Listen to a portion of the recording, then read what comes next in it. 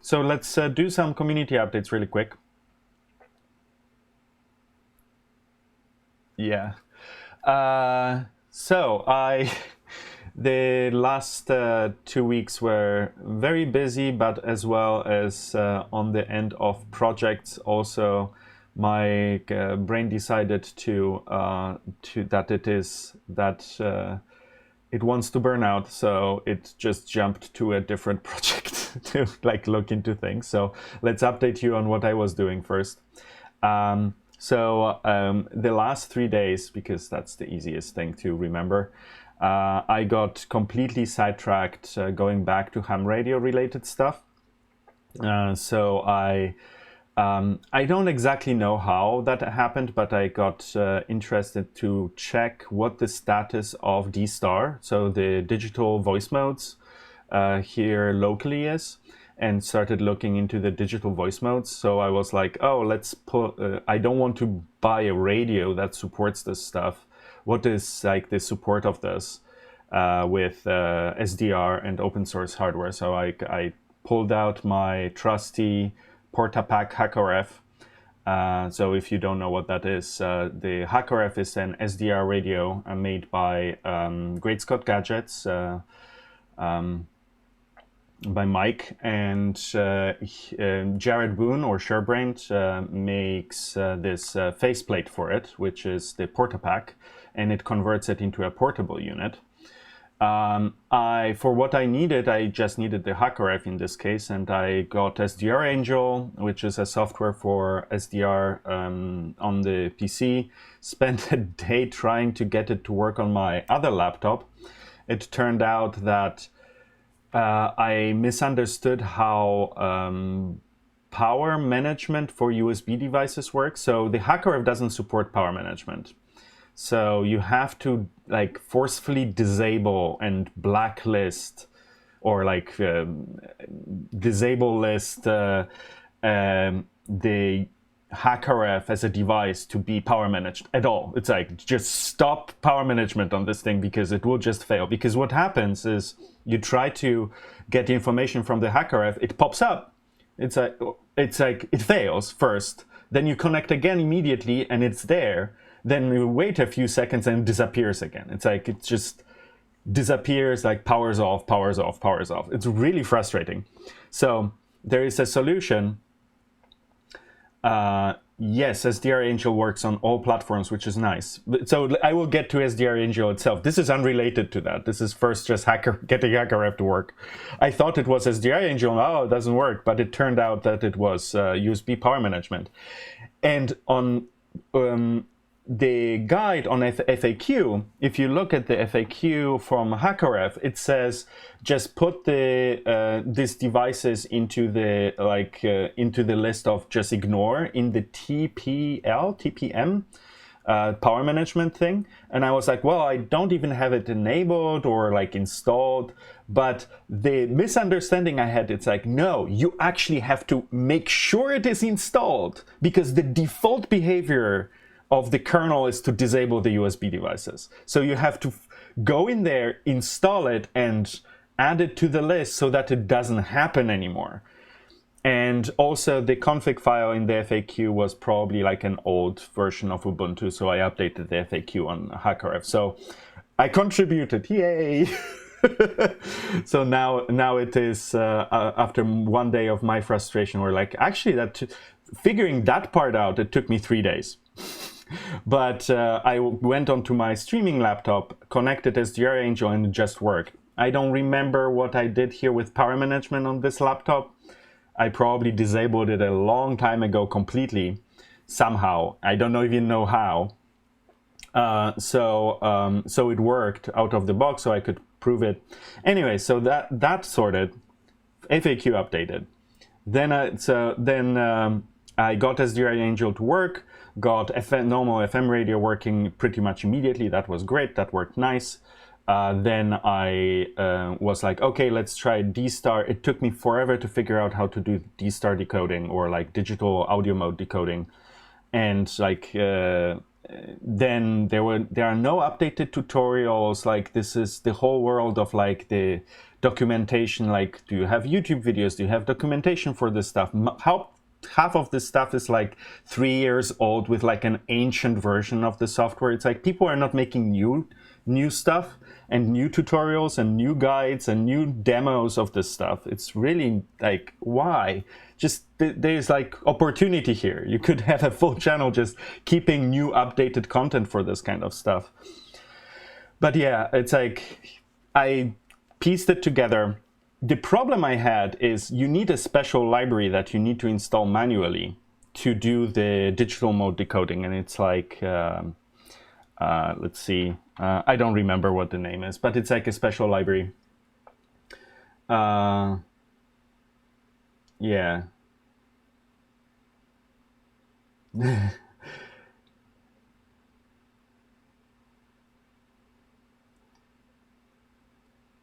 Sleep, need more hours. Yeah, I know. Derek, you are putting effort into documenting and actually producing content for GNU Radio. I really commend you for that. This is great. I'm very excited for seeing more of that.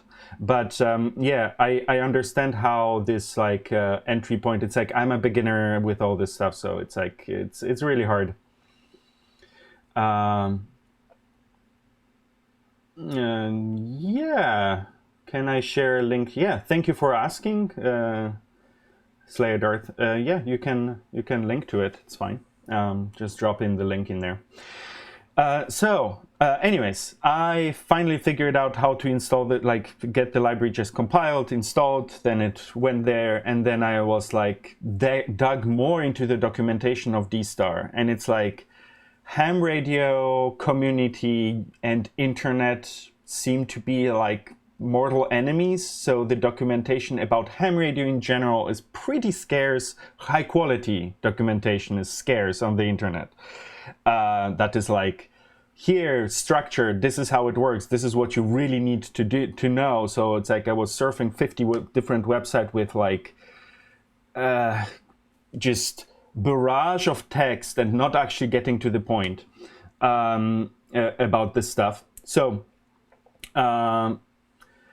essentially what I did, so I figured out that D-Star is actually not that interesting to me because it relies on, so it's not very active on the repeater that we have here in Eugene.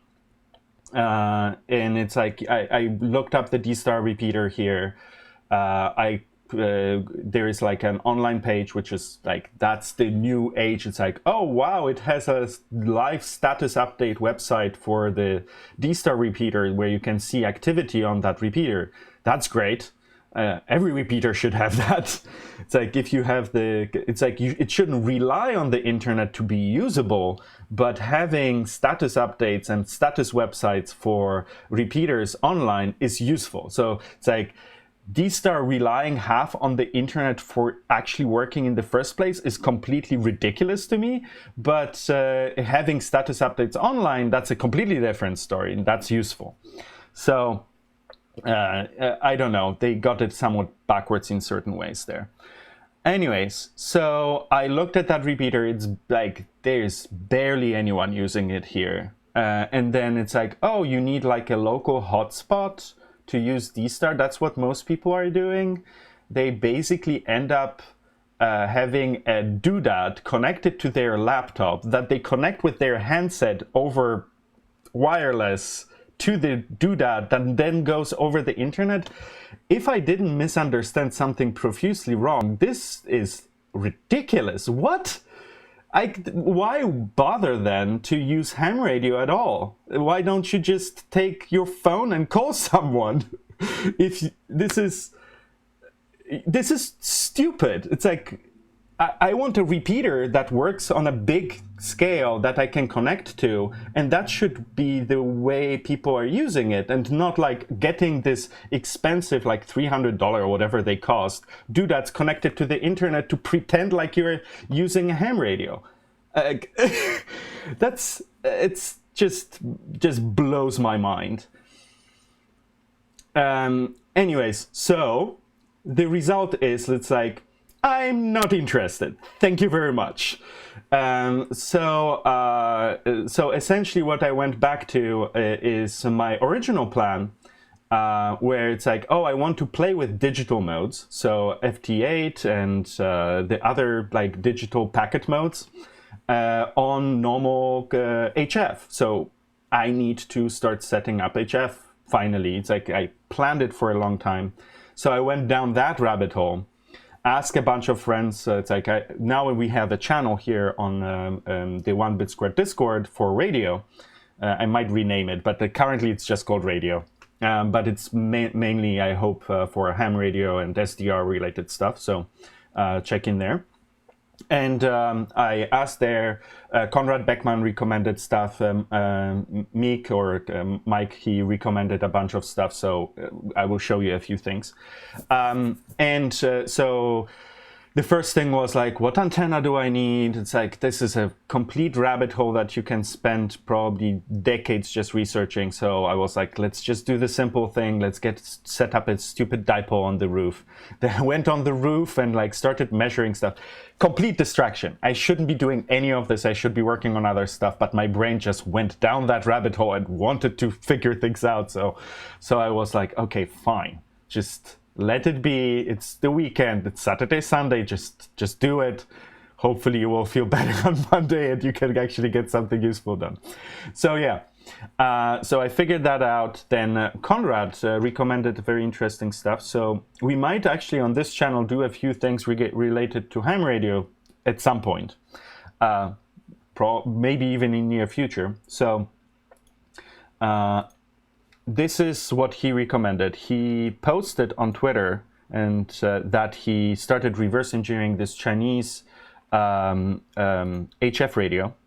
And this is this thing. And it is an SDR radio from China. It's I saw a few reviews. They have a very good reviews.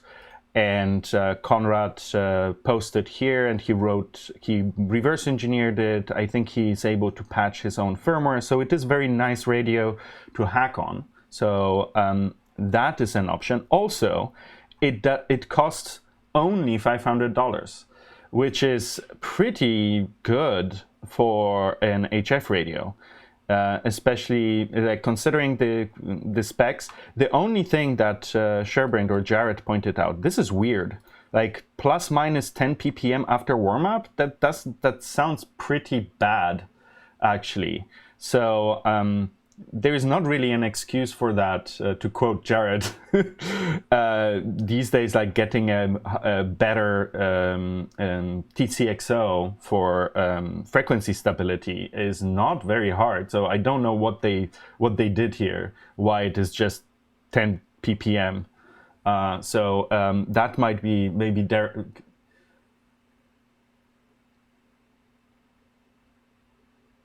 yeah. Yeah, maybe that's what it. Yeah, that's exactly where I was getting to, Konrad. That maybe this will require a hardware mod to improve this. Yeah, so this is what my question is like. Will it be an issue for FT8? Will it be an issue for digital packet modes? Because they are actually relying on pretty good frequency stability. So yeah, so that's one path. And the other path would be to go to a classic ham radio approach. How you do this is you build your own damn radio. So Meek recommended. Okay, so Konrad says he has FT4 and FT8 and it was no problem. Okay, well, that's a good recommendation. I might just get that. The alternative would be to build a radio or do both. It's like get a radio and build a radio. So the MCHF is a kit that you can build. There are multiple clones of that too, but I would rather give the money to the original creator. That's the modus operandi here, and that's what I recommend. I will do the same in this case myself. So this is a pretty nice build, and what is even cooler, so this is how it looks after it's being built at the end. So it looks like a really nice kit. And so that's something I would love to build. And then if I build this, I will definitely do this on stream. Not all of the work, probably, but a big chunk of it. So we might make it a streaming week, maybe, where we like stream every day and just build this thing, because it might be a longer process, and get it up and running. But for that to get up and running, I first need like an antenna and make sure that I actually have something to play with when this is built. So I don't know. This is an idea that we could go down into. It looks like a really nice radio, and it might be a lot of fun. Also, you can buy a full kit. So I was semi-disappointed and excited that it has the SMD parts pre-soldered. It's like, to a degree, it's like I would like to assemble it, but it would save so much time. So yeah, I might. This kit looks like a lot of fun, and this is something we might build here. Oh, okay. So Derek says it's probably stable over time, but it's like over minutes. So yeah, maybe that it is fine. This is something that needs probably some more testing, Derek. So I'm thinking, to get started, I should cut as many corners as I can to get things up and running. Tangent of a tangent, yes, we are. So, so the original tangent ham radio. Second tangent was Chinese radio that can be modded and has by now some open source firmware for it. And then tangent of that tangent is building your own radio. And so yeah, yes, so especially what I read from reviews on the G90 is that the antenna tuner inside is really good, and you can basically you can even tune up a coat hanger, as you would say in the lingo, I guess. So yeah, I will. So the plan is I want to put up just a dipole on the roof. I have space for it. I measured already. So this is a wonderful rabbit hole, very interesting, and definitely the original electronics rabbit hole that people were getting to. So this whole hobby, that all this stuff that we are doing here, I think historically comes out of this. So ham radio and DIY homebrew electronics, from how I see it, is like stems from all this. So ham radio is the original place where DIY home electronics was being done. And you were building your Heath kits for radios, and that's so this is actually going back to the roots somehow. Of course, not the Chinese radio, but it's like this stuff. Building your own is definitely like the OG of DIY electronics. So okay, so that's that. Yeah, so yeah, apropos the antenna, that is a rabbit hole of its own. So, but yeah, I might build an FM radio, but at the moment I'm not. So this is just the community updates for now, and we will get to the actual content today very soon. But yeah, so let's go on with from the ham radio stuff. Let's move on from there. And let's talk about the Icebreaker BitC. And the Icebreaker BitC, I did test the SPRAM on them. So thanks to, and this was actually pretty cool. So it tied in a few projects together.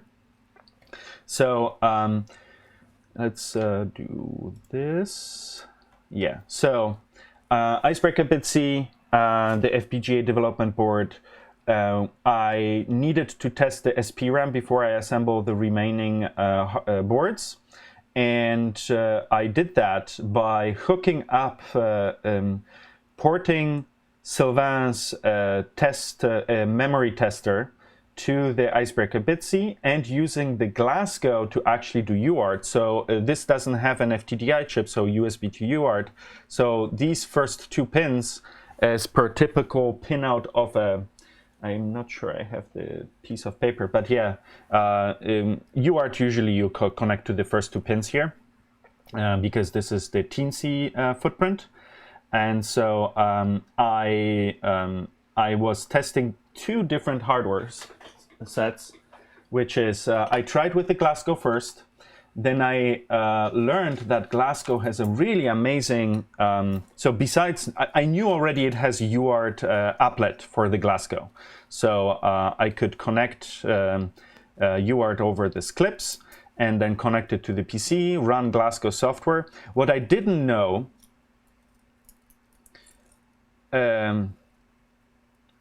Loyang, can you just wait until we get to it, please? We will. I did test it, and then we. What I didn't know is if I can connect a secondary software. So to drive the tester, there is a Python script, and what I learned is the Glasgow. Applet for UART has actually a mode where it creates a PTS endpoint. So it is a device in Unix in the dev directory where you can actually connect to as like a pipe. And this simulates a UART port like the TTY USB. So you can use external applications. And that made me incredibly excited because I didn't know that Glasgow could do that, because it doesn't appear as a USB device just on its own, because it uses the software on the PC. And White Quark is just a genius and figured out a solution to that. And so I could test this. I assembled the rest, and I sent one to Kate Temkin, and Kate added support for Luna. So Luna support is there. Let's see if it's not listed in the documentation yet, as far as I can tell, but it should appear in here in the Luna support list very soon. So it will be an officially supported device on Luna. Next thing is Orange Crab. So Orange Crabs, so these FPGA dev boards are now available in Germany. So in the German 1-bit squared store, they are finally available. So this is very exciting. Let's see, 1-bit squared DE, products, Orange Crabs are now there. So you can now order them in Europe without having to deal with customs and shipping and whatnot. So you can buy them in Germany now. Get them while they're there, because the inventory is not super big for starters. So get them while they're available in the German store. We also have them in the US store, so you can get them there too. All right.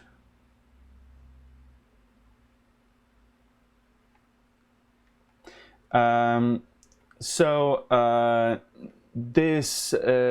next thing is let's get to Glasgow updates. Glasgow, Electronic Eel, as I told you last time, finished his work, and I am now also doing my finalizing touches. So I hope this week I will be able to order prototypes for the Glasgow. So we are now, if the prototypes work, then I have finally something I can photograph, and we can launch the Glasgow campaign. So that's very exciting. We are getting very close to finally getting that done. Then one more thing, Pim de Groot posted something really cool on Twitter, so check it out. It is a very interesting PMod to do multiple clock generators. Since 2 streams ago, I did think I wanted to update it. I didn't know. As a moderator, can you change that? Because I had issues with updating it. The title on Twitter that I posted is the correct one. Let's see. It should be here. I'm not sure as a moderator you can change that, but it's like it should be designing a USB pmod in KiCad episode 2. Okay, all right. Yeah, I tried to fix this last time and that failed.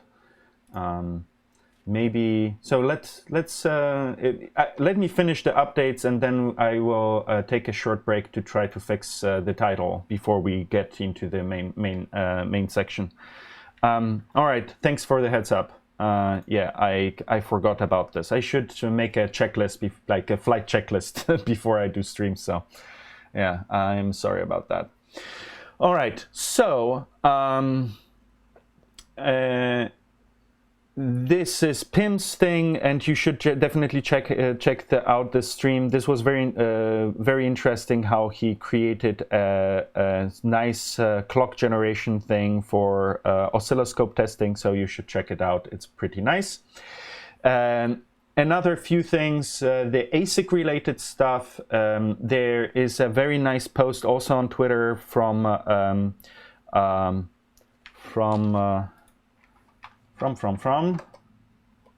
Let me check where it is.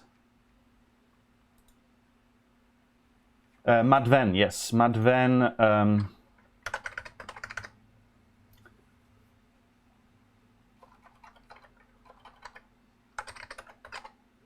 Can I find him on? Why is my? Why can't I find him on Twitter? Like, what the hell? Anyways, so he posted recently about linked Verilog.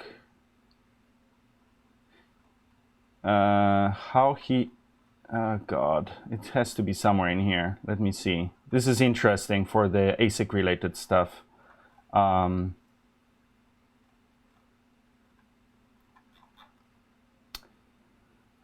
Okay. Anyways, I will not be finding this now.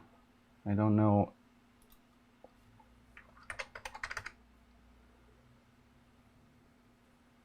Why is Matt Venn not popping up when I search for him?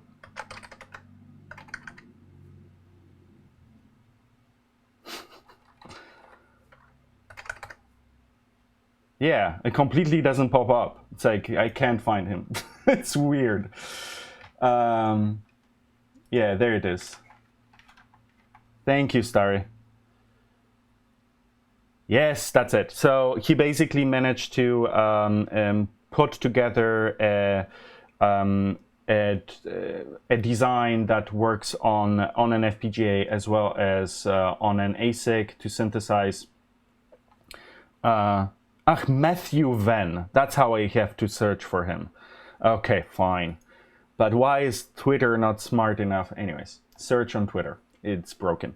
Okay, so this is very interesting. You should check it out. And he also got mentioned in the most recent FOSSI Foundation post, which is about the Open Road synthesis suite, I think. That's how you could call it. So that was very interesting. You should check it out too.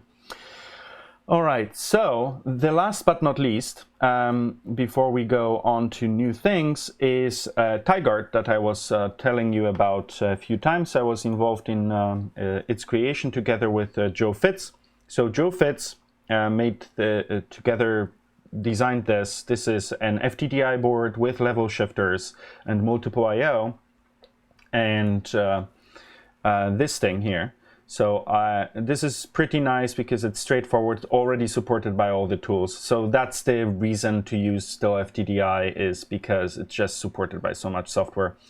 But yeah, this is a pretty neat design where you can set multiple voltages for the I/O. It has a USB-C connector, and it has a dedicated port for the bit magic. which is the logic analyzer for SIGROC. So you can just connect it to your device, have your serial or SPI or JTAG through the FTDI chip, and then monitor the I/O directly and debug things with the logic analyzer that you can plug in into this connector here. So you directly connect the BitMagic into here, which is a very nice feature of this board. And Joe is now preparing for a campaign. So check it out. This is the campaign page. So if you want to be notified, drop in an email there. It will be a very nice board, and this is in preparation. So I wanted to give this a little shout out for a new campaign on crowd supply.